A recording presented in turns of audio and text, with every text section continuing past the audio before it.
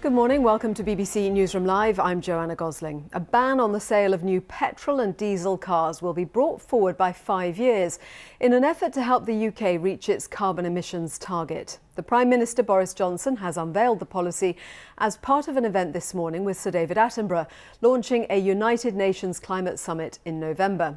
The change is being made to help Britain achieve virtually zero carbon emissions by the middle of the century.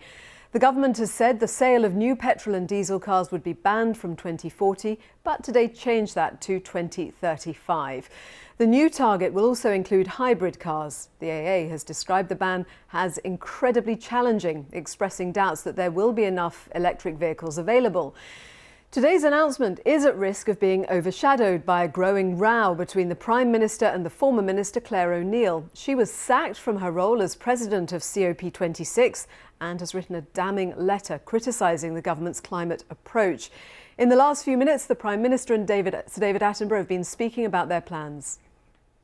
Sir David Attenborough and Boris Johnson making the announcements a little earlier. Our assistant political editor Norman Smith is in Westminster. So Norman, a change today, bringing forward a target. How significant is that? Action now from Edmund King, the president of the AA. Thank you for joining us. So bringing forward the target to stop the sale of new petrol or diesel cars to 2035. What are your thoughts on that? Well, I think it is. President of the AA, thank you very much. Thank you. Victims of rogue breast surgeon Ian Patterson have been gathering in Birmingham ahead of the publication of an independent report into his...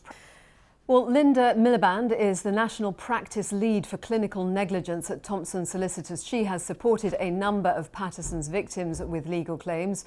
Overall, the company helped 650 patients. Thank you for joining us. Well, as we await the findings of the report, what are your hopes?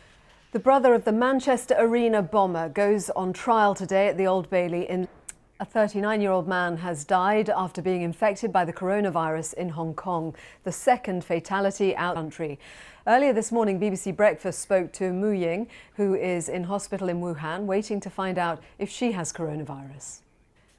The first round in the contest to choose a Democratic challenger to Donald Trump in November's US presidential election has ended in confusion and chaos. Results from the Iowa caucus have been delayed for hours after an app designed to collate them failed. When officials tried to phone in the figures, the lines became jammed. Traditionally, a good performance in the state can help a candidate to win his party's nomination. For more on this, I'm joined by our correspondent.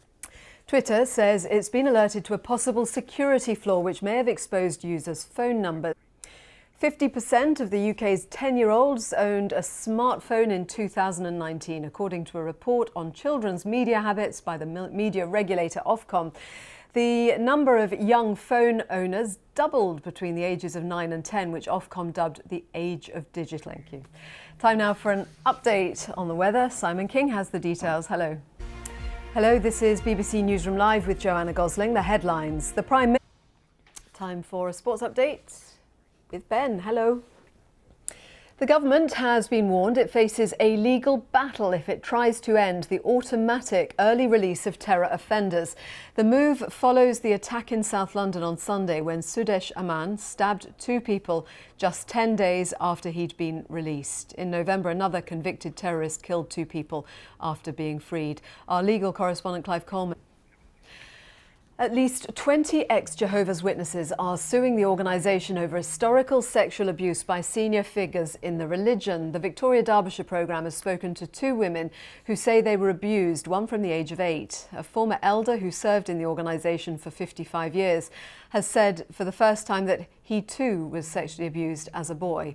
The survivors told us a 2-witness rule set by the main governing body of the religion meant there had to be 2 witnesses to any sin in order for elders to take action. Claire Jones has this exclusive film which does contain some strong language. And that was Claire Jones reporting, and if you need advice or support you can contact. In a moment we'll have all the business news. First, the headlines on BBC News. British actor Cynthia Erivo says it feels bittersweet to be the only person of colour to be nominated for an Oscar in this year's acting categories. She's up for an Academy Award for her portrayal of slave-turned-abolitionist Harriet Tubman. She's also been nominated for Best Original Song, which she will perform at the ceremony on Sunday. Sophie Long has been catching up with her. And that was Cynthia Erivo talking to Sophie Long, the Oscars, on Sunday night. An artist in Berlin has created a traffic jam on Google Maps using only a handcart and 99 second-hand mobile phones. Time for a look at the weather with Simon King.